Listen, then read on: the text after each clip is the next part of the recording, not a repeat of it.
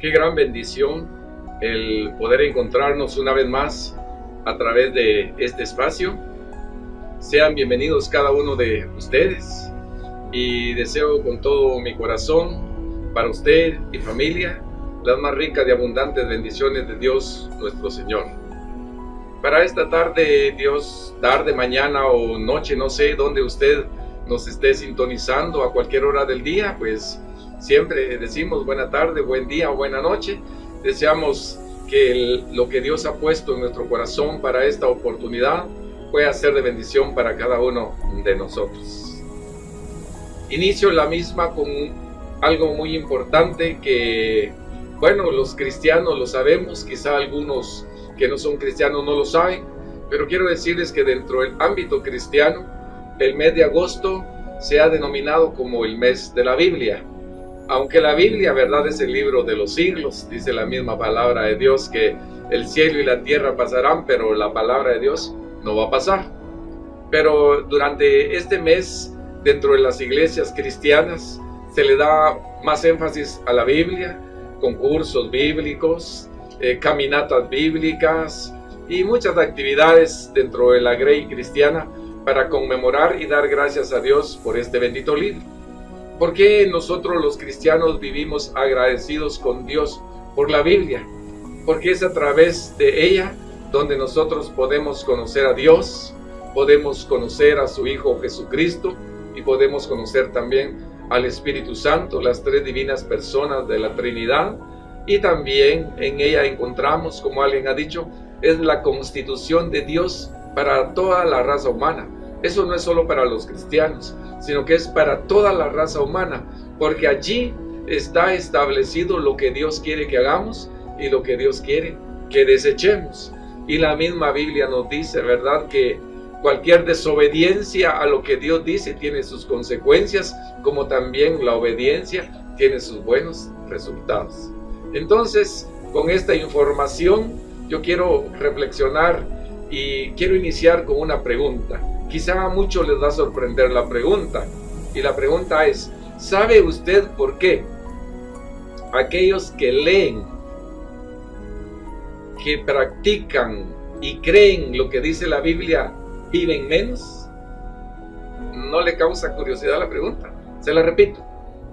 ¿Por qué cree usted que aquellos que leen la Biblia, que creen la Biblia y obedecen la Biblia viven menos? ¿Verdad que es curiosa la pregunta?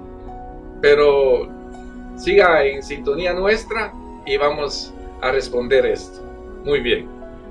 Entonces, ¿por qué viven menos? No se refiere a que viven menos así físicamente, porque si no sería una buena excusa para muchos decir, entonces no voy a leer la Biblia, entonces no voy a creer lo que dice la Biblia, ni la voy a practicar. No me refiero a vivir menos físicamente, sino que cuando decimos que los que leen la Biblia, los que creen la Biblia y obedecen la Biblia viven menos, nos referimos a lo siguiente. Los que hacen esto viven menos preocupados por el mañana. ¿Se da cuenta? ¿Por qué? A eso me refiero. Los que hacen estas tres cosas, leer, creer y practicar lo que dice la Biblia, viven menos preocupados por el mañana. ¿Por qué razón? Porque en la Biblia encontramos las promesas de Dios.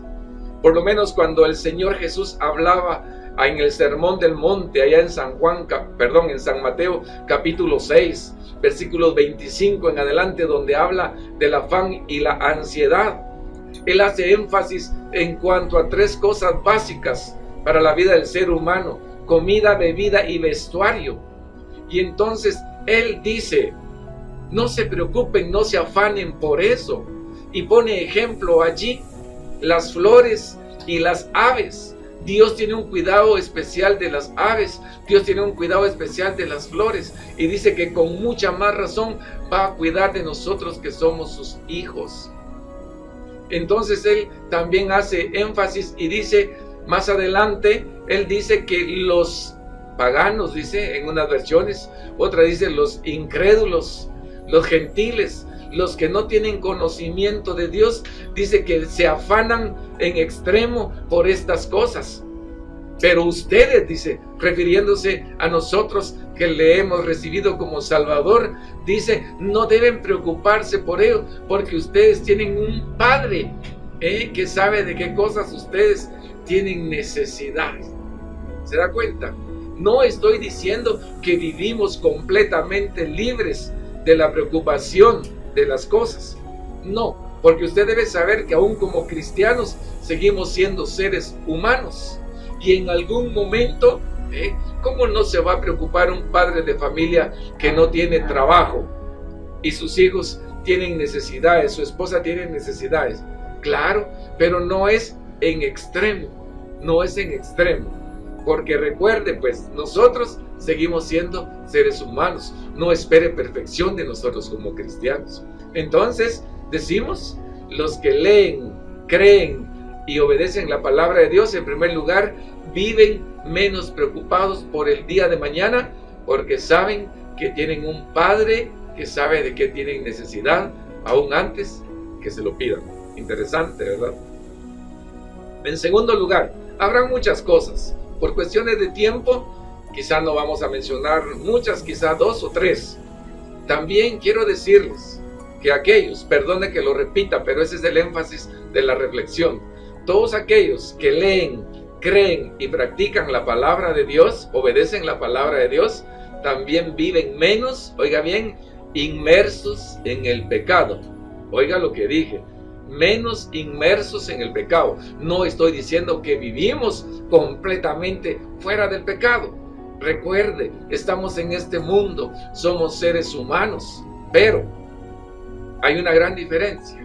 El salmista en el Salmo 119:11 dice: en mi corazón he guardado tus dichos para no pecar contra ti. Aquel que hace estas 3 cosas con la palabra de Dios no se deleita ya en el pecado. Como humano se puede equivocar. El cristiano como humano puede mentir, se puede enojar en algún momento así de una manera descontrolada, pero ya no es su deleite el pecado. Ya a nosotros como cristianos nos duele el ofender a Dios. El pecado en nuestra vida ya no es un hábito, sino que debe ser una excepción, mientras que en aquellos que no hacen estas 3 cosas con la palabra de Dios, ellos, el pecado es su hábito, se deleitan en el pecado, como dice Romanos capítulo 1, y aún dice, se deleitan cuando ven que otras personas hacen las cosas malas. Entonces, recordemos pues, aquel que lee, cree y obedece la palabra de Dios, vive menos inmerso en el pecado. No se deleita estar revolcando, como se dice, en el pecado. Y por último, para esta reflexión, también tenemos que decir que aquel que lee, cree y obedece la palabra de Dios es menos manipulado. Oiga bien, hoy en día hay muchos líderes religiosos, y con todo el respeto que se merecen, inclusive pastores que se identifican como cristianos, que manipulan a la gente, ¿sí? Y especialmente, oiga bien, hay muchos pastores que están manipulando a la gente para sacarle el dinero. Yo tengo bien claro que la palabra de Dios, la Biblia, nos habla del dinero. Nos dice cómo tenemos que manejar el dinero. Nos dice cómo debemos dar para la obra de Dios. La Biblia lo dice claramente. Pero hay, y tienen razón muchos no cristianos muchas veces, de criticar a algunos cristianos, a algunos pastores que realmente se han enriquecido por el ministerio, pero lo han hecho manipulando a los hermanos. Y muchos de nuestros hermanos caen en estas manipulaciones precisamente porque no leen la palabra de Dios, por falta de conocimiento, por negligencia. Pero sí hay quienes manipulan. Pero aquel que hace estas 3 cosas no va a ser manipulado fácilmente. Y no digamos, ¿verdad?, de aquellos que no son cristianos, y que a ciegas creen lo que dicen sus líderes religiosos, inclusive aquellos, y lo digo con todo respeto, así como dentro de los que profesan la religión católica, que ellos creen, porque así hay un dogma dentro de la Iglesia Católica, que el Papa es infalible, que el Papa no falla, y por lo tanto lo que el Papa dice, así es, y así es, porque él no falla. Y qué triste es para mí, lo he predicado muchas veces, y una vez precisamente por eso nos vinieron a arrojar piedras, cuando nosotros pensando, ¿verdad?, en las personas que mueren sin Cristo. Y como me decía un sacerdote, yo sé que cuando un católico se muere, se va para el infierno. Y por eso es que nosotros hacemos misas aquí en la tierra, dice, para ver si Dios así lo saca del infierno, aunque Dios no está obligado a hacerlo. Entonces, mire, de esa manera manipulan a la gente. La gente tiene que pagar para que les hagan misas, y la gente, como se ha dejado manipular, cree que entre más misas le hacen, más rápido lo van a sacar del infierno. Entonces, es triste ver esto, pero ¿por qué razón? Porque hay mucha gente que ni lee la Biblia, mucho menos, si no la lee, ¿cómo la va a creer? Y mucho menos obedecerla. Entonces, yo le invito a usted, hermano en Cristo, a que de veras valoremos la palabra de Dios, que de veras le demos más tiempo a la Biblia, que la leamos más, que la estudiemos más, que la creamos más, porque inclusive hay hermanos que todavía dudan de lo que dice la Biblia. No hace demasiado tiempo fuimos a evangelizar y la iglesia local que nos iba a recibir, no aparecía ningún miembro, sino solo el pastor estaba allí. Y el pastor tenía un problema en sus extremidades inferiores, hasta en silla de ruedas estaba. Pero él sí estaba ahí esperándonos. Y le preguntamos, hermano pastor, y los miembros de la iglesia, miren hermanos, es triste y hasta vergonzoso para mí, dice, que no estén ellos. ¿Saben por qué? Porque ellos dicen, ¿para qué vamos a evangelizar a la gente? Siempre en la evangelización sale a colación que le decimos a la gente que Jesús va a venir. Y miren, ¿de qué tiempos estamos predicando eso? Y Jesús ni viene. Los mismos cristianos. Imagínense usted, qué triste eso. No digamos de aquellos, ¿verdad?, que no creen. Que no creen. Cuando a veces se le habla del infierno, dicen, eso es mentira, eso lo hacen solo. Usan esa palabra para manipularlo a uno. Y para que uno sienta miedo y se vaya con los evangélicos, se vaya con los protestantes. Como me dijo una persona, usted predica de eso para intimidar a la gente y ganar adeptos para su iglesia. No es eso. Nosotros cuando hablamos del infierno y del cielo, no estamos manipulando a la gente ni le estamos endulzando el oído, sino que le estamos diciendo la verdad. Pero dentro de otras creencias se dice que el infierno no existe.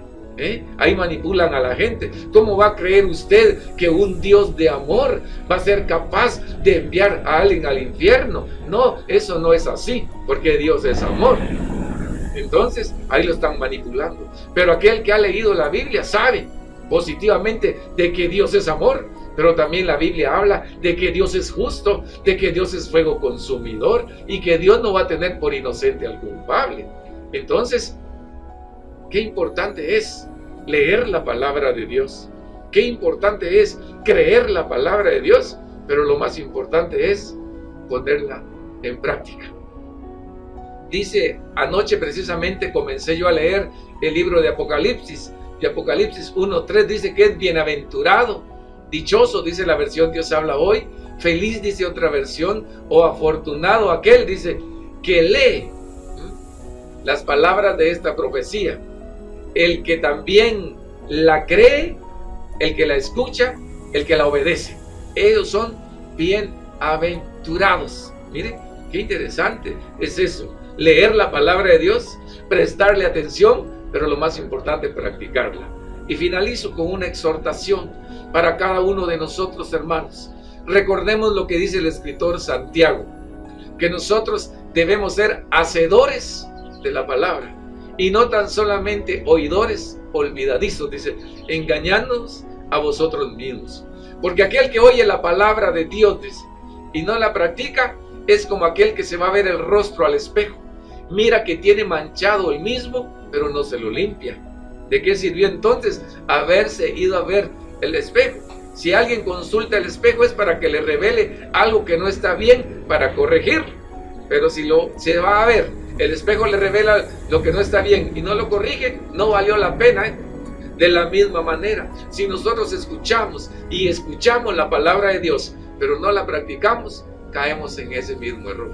Que Dios nos ayude, no solo el mes de agosto, sino todos los días, poder leer, poder creer y poder guardar u obedecer la palabra de Dios.